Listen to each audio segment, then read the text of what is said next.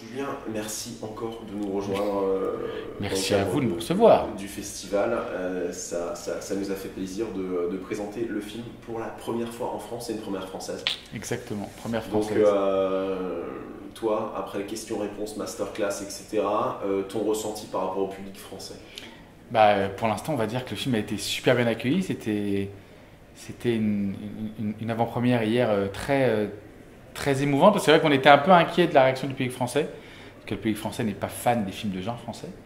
Mais non, hier c'était très agréable et des questions intelligentes, des gens sensibles, sensés. Une très belle avant-première. J'ai l'impression qu'on a un public assez cinéphile et du coup, il a sans doute apprécié quelque chose que tu as mentionné hier. On parlait des ruptures dans le récit et tu nous as parlé en public de ton amour pour le cinéma coréen. Enfin, moi, une sorte de fascination récente pour le cinéma coréen. Et plus je pense à Night Fair, plus je pense que ça se rapproche. Si on devait le rapprocher de quelque chose dans les standards récents, c'est les films coréens avec des ruptures totales. Plusieurs films en un. Ouais. Oui, c'est vrai que euh, le cinéma coréen me fascine depuis des années. Je crois que la grande révélation, c'était Old Boy, évidemment. Euh, euh, le cinéma coréen ose, propose des choses différentes, des thrillers, des films d'action. Et à chaque fois, les films sont extrêmement singuliers, extrêmement forts, extrêmement prenants. Et donc, c'est vrai que pour moi, Night Fair se devait d'être singulier, j'avoue que l'idée du cinéma coréen m'a hanté pendant tout le tournage et toute la post-prod. Et ces grands films coréens, c'est aussi des films qui sont en mouvement perpétuel, Tout à qu'on fait. retrouve dans The Night Fair. Chaser, Boy, I Saw the Devil, c'est des films incroyables. Ils ont une liberté de ton assez folle. Pour l'instant, c'est pas un parallèle qui s'est fait quand on parlait du film dans la presse, etc. C'est pas ce qu'on a entendu. Est-ce que tu préférais être rapproché de ça que de toujours entendre cette histoire de il fait un film américain avec Oui, évidemment. Oui, parce que Night Fair n'est en aucun cas un film américain, c'est un film français, produit par des Français, en langue française, tourné à Paris, donc évidemment, mais c'est vrai que comme j'aime l'image et que le film a été très bien éclairé par Jacques Ballard, c'est vrai je pense que c'est là-dessus qu'on me traite de film américain. C'est vrai que le son et l'image font partie intégrante pour moi du film et de la qualité du film. Mais c'est vrai que non, je serais très fier qu'on compare Night Fair au cinéma coréen. Tu mets un soin particulier dans le choix du chef opérateur, hein. Ah oui. C'est ton premier. Oui, moi je suis un réalisateur qui vient de la publicité, donc c'est vrai que j'aime raconter des histoires avec des images. Donc l'image pour moi est très importante. Donc oui, j'ai toujours, je m'entoure que de chefs-op qui sont presque avant tout des photographes plutôt que des techniciens. J'aime l'image vraiment. Et Ballard a fait un travail exceptionnel. Il y a une construction très forte dans le récit au niveau de l'image, c'est la construction du personnage du driver, du chauffeur de taxi. Est-ce que tu peux nous en parler un peu? Comment tu construis ce personnage? Au début, l'idée première du film, c'était de rapprocher ce personnage du chauffeur de duel. Donc l'idée, c'était qu'on ne le voit pas, peu. Et puis au fur et à mesure du film, je me suis mis à aimer profondément ce personnage et je me suis mis à le mettre de plus en plus dans la lumière. Donc il y a eu une vraie écriture visuelle autour de lui en fait. On se rend compte qu'au fur et à mesure du film, il rentre de plus en plus dans la lumière alors qu'au début, il est totalement dans l'ombre. Et du coup, l'acteur se rend compte qu'il est de plus en plus exposé. Parce que est-ce que c'est un acteur ou est-ce que c'est un performeur? Est-ce que c'est... Alors à la base, Jess Liodin est un fighter. C'est un champion de MMA français qui a combattu à l'UFC. Et je l'ai rencontré il y a 6 ans à peu près. Et il me disait qu'il allait arrêter sa carrière de fighter et qu'il voulait se lancer dans le cinéma. Donc je lui avais dit, écoute, tu as une super tronche. Je penserai à toi pour un film. Laissons-nous du temps, mais je te rappellerai. Et donc quand je l'ai appelé pour le film, quand il est au cinéma, il m'a dit, mais en fait, on ne me voit jamais en fait. Et je lui ai dit, non, c'est vrai, on ne te verra pas, mais quelque part, c'est d'autant plus compliqué à jouer car tu dois exprimer des émotions avec ton physique, avec ta manière de bouger, quoi. Donc il y a un côté animal.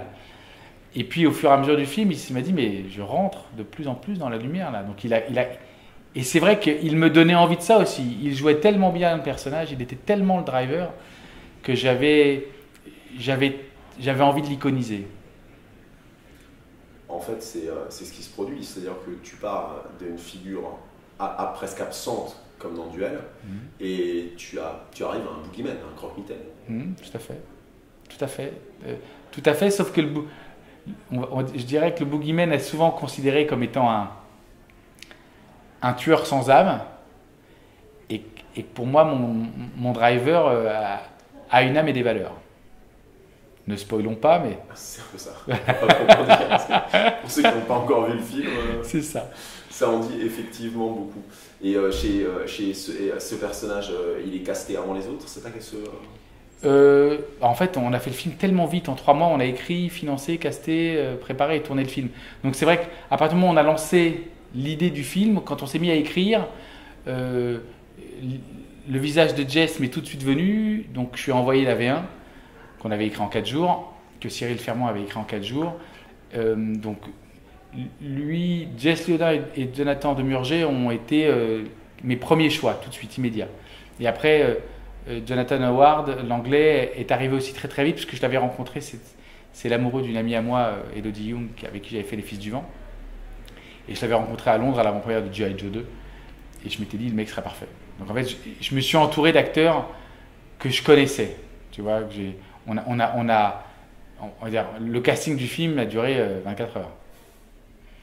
Et première version du scénario en 4 jours. Ouais. Ensuite, bien entendu, on sait, parce qu'on en a parlé, que l'histoire du film évolue tout au long du tournage. Avec le même scénariste. Ou est-ce que tu amènes d'autres scénaristes pour amener d'autres points de vue sur le film? On avait le même. On était 3 en fait. Il y avait donc Cyril Fermont, Pascal Cid, qui est un des coproducteurs, et moi. On écrit beaucoup tous les 3. Et en fait, on se challengeait tout le temps. En fait, on a dû. Mais il y a eu une V1 en 4 jours, mais je pense qu'on réécrivait en prépa, on réécrivait en tournage et on réécrivait en post-prod. Le film n'a jamais cessé d'être en évolution. Donc on a été un peu. Même avec ce scénario, on était un peu comme des peintres, quoi. On se donnait la possibilité de revoir notre copie, d'ajuster, et surtout d'ajuster le film à l'idée que je me faisais du film, parce qu'au début c'était un vrai slasher et j'ai voulu que le film twist.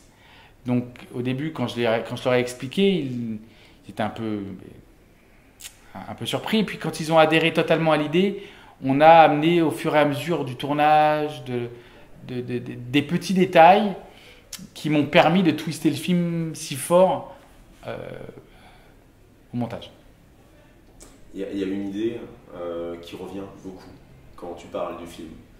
C'est une sorte de retour à l'adolescence, à l'enfance, à une joie, Donc c'est un film de sale gosse en fait. Ah, grave. J'ai vraiment eu l'impression sur ce film d'avoir 20 ans à nouveau, quoi, et de faire comme quand je faisais mon premier cours.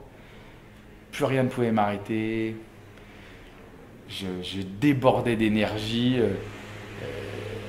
Ce film m'a sauvé la vie, en tant que metteur en scène. Vraiment. Et donc retrouver ce plaisir que j'ai eu à la fin de mon adolescence de faire mon premier court-métrage était incroyable. C'est fou de se dire qu'on peut retrouver ce plaisir-là à 44 ballets.